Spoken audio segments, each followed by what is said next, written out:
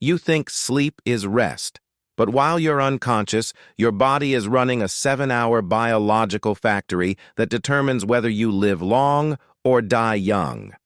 Here's what nobody tells you. The moment you fall asleep, your brain starts physically shrinking by up to 60% to let a cleaning fluid flood through and wash out the exact same toxic proteins found in the brains of Alzheimer's patients. You are not resting. You are being serviced. Sleep isn't downtime. It's a shift change. The day crew, digestion, movement, thinking, clocks out. The night crew, repair, consolidation, hormone release, clocks in. And the night crew is doing the most important work of your entire day. Picture a construction site. All day long, workers are hammering, pouring concrete, moving materials. There's noise, activity, constant motion. Then at night, a completely different team shows up. The architects, the inspectors, the structural engineers. They're not building.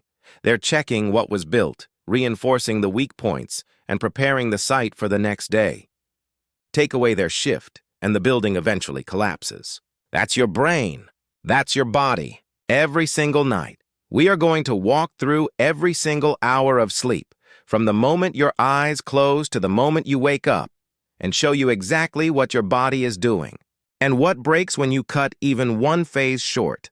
By the end of this video, you will know exactly which hours of your sleep are doing what, which ones you are most likely cutting short right now, and the specific 7-day action protocol to start fixing it tonight. Not next week. Tonight, meet Arjun. He's 34. He's doing everything right, or so he thinks. He sleeps 7 hours most nights.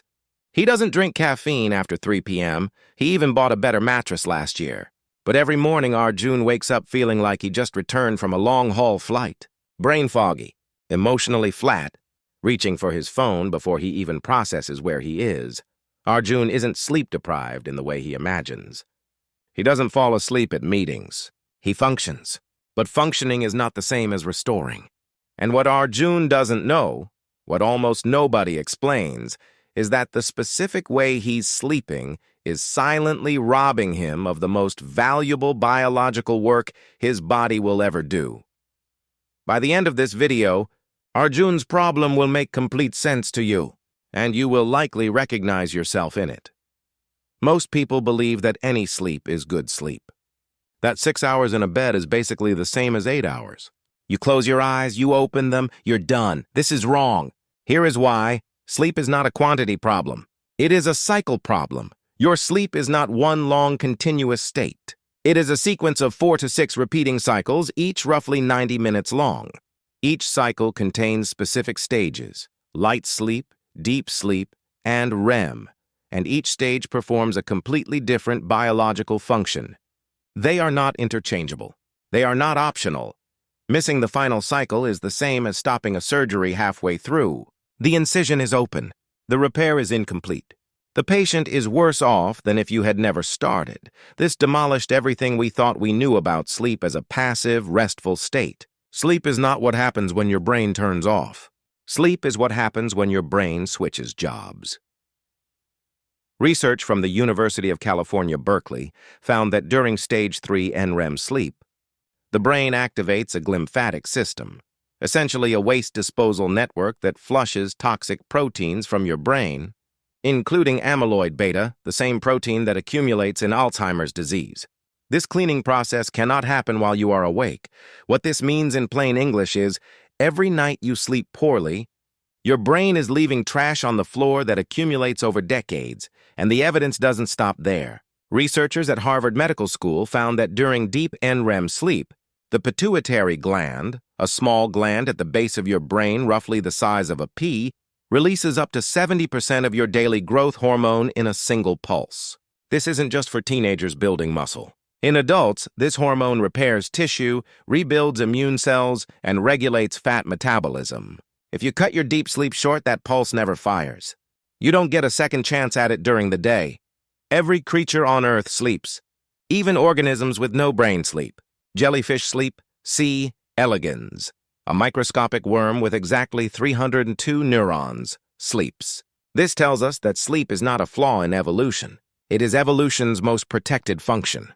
Your body will sacrifice almost anything before it sacrifices sleep cycles. It will shut down digestion. It will reduce immune function. It will lower body temperature to conserve energy, all in service of protecting your sleep architecture. The problem is that evolution designed your sleep system for a world without electric light, without blue light screens, without the pressure to wake up at 6:07 a.m. for a commute. Your circadian rhythm, the internal 24-hour clock that governs. Your sleep was calibrated over hundreds of thousands of years for a world where darkness meant sleep and sunrise meant wake. Your body is not broken. It is operating perfectly for a world that no longer exists. But here's the part that nobody explains. The sleep stages do not occur evenly across the night. The deep repair stages, NREM stage 3, are front-loaded in the first half of the night. REM, where memory and emotional processing happen, is backloaded in the second half. This means the hours you lose in the morning are the most cognitively expensive. You are not just losing sleep. You are specifically losing the hours your brain uses to process emotion, consolidate memory, and build new skills. Every single morning alarm that cuts your sleep short is taking a scalpel to your most valuable biological work. Let me walk you through each hour 1 to 2, 10 to 11 p.m. NRM Stage 1 and Stage 2. The moment you close your eyes, your body begins its descent. Your core temperature drops by about 1 degree Celsius. This is not accidental. It is your body's signal that the shift change has begun. Your heart rate slows. Your breathing becomes rhythmic. Your eyes, behind closed lids, begin slow, rolling movements. In Stage 2, something remarkable happens.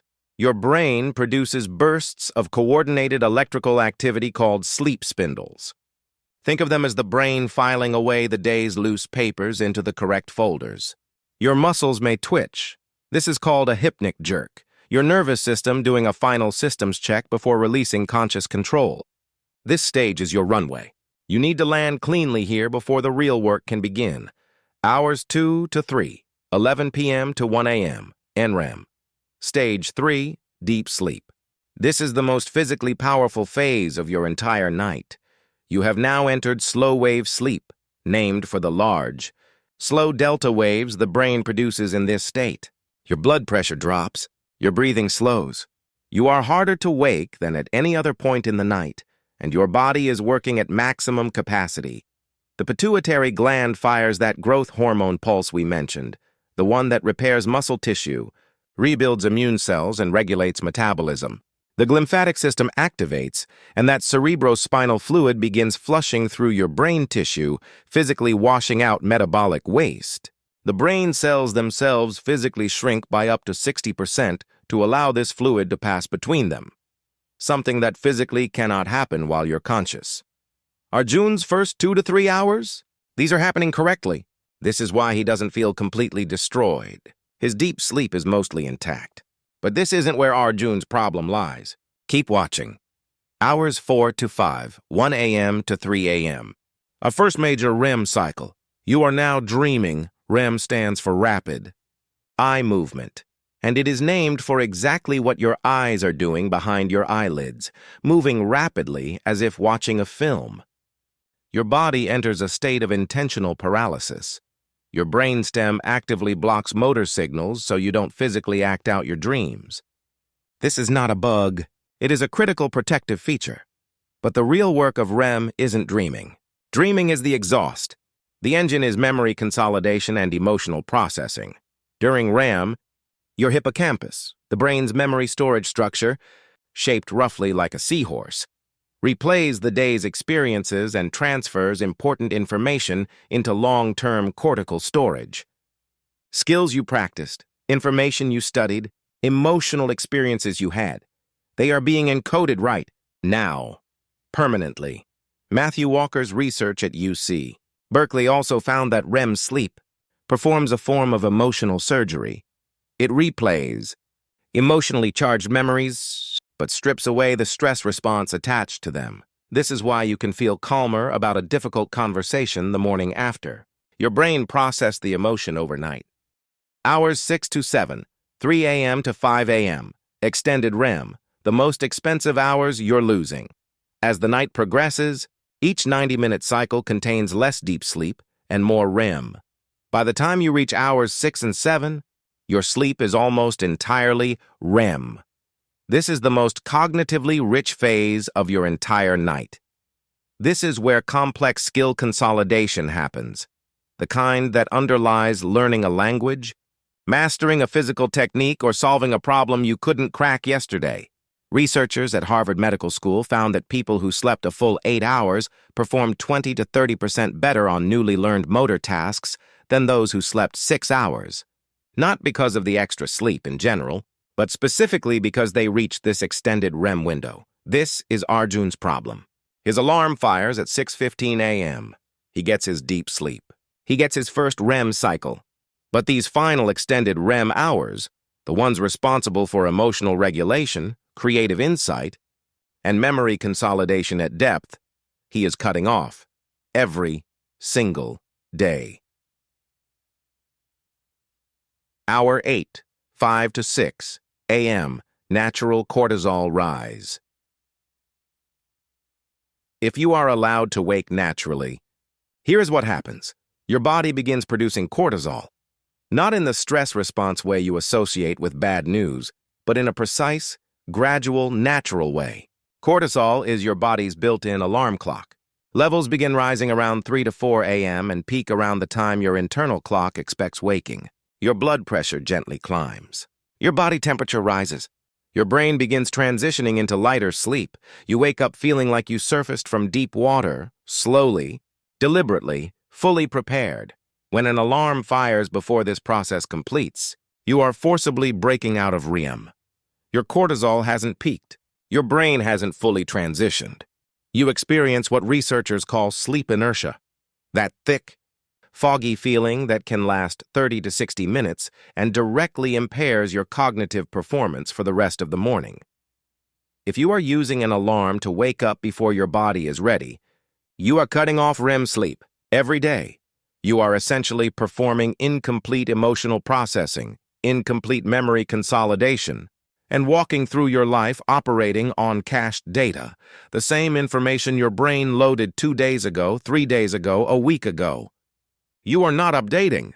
You are coasting on a version of yourself that is falling further and further behind. The productivity you think you're buying with those extra morning hours? Studies show that sleep-deprived individuals overestimate their own cognitive performance while simultaneously underperforming on objective tests. You feel like you're functioning? You're not. But here is the difference between people who let this information live in a YouTube video and people who actually change their biology. Night 1. Fix. Your anchor. Set a fixed sleep time, same every night. No exceptions for 7 days. This is not about what time you sleep. It is about consistency.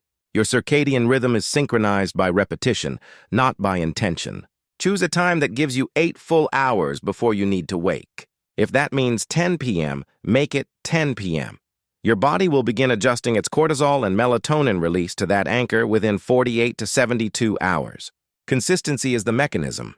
Everything else is a modifier. Nights 2 to 3. Remove the screen. Remove all screens 45 minutes before bed. This is not optional. Replace the screen with 10 minutes of physical reading, paper or e-ink only. Blue light from screens suppresses melatonin production by up to 50% and delays sleep onset by an average of 90 minutes. You are not just winding down. You are biologically signaling to your brain that the day cruise shift is ending. The book is the signal. The darkness is the signal. Let your biology take over. Night 4. Control your environment. Drop your room temperature to 18 to 19 degrees Celsius, roughly 65 to 66 degrees F. Your core body temperature must fall to initiate deep sleep.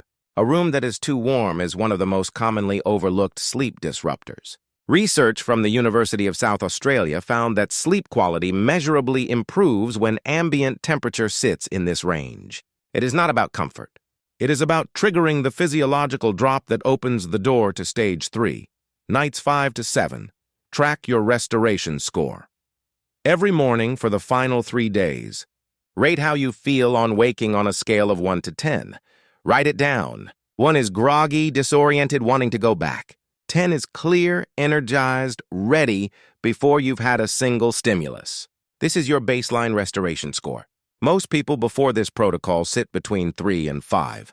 By night 7, with the anchor in place, the screen removed, and the temperature controlled, most people report moving into the 6 to 8 range. This number tells you the truth about your sleep in a way that no device can. You are not lazy when you sleep. You are working. You are not wasting time.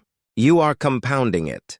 Every hour of proper, structured, full-cycle sleep is an investment that pays out in cognitive performance, emotional stability, physical repair, and years added to the back end of your life. Sleep is not a cost. It is an investment with the highest return in biology. Arjun is going to be fine. He now knows which hours he was cutting short and why. He knows his problem was never quantity. It was architecture, and so do you. If this changed how you see sleep, not as recovery, but as production, subscribe. Because what we cover next week will challenge something even more fundamental about how you think your body works.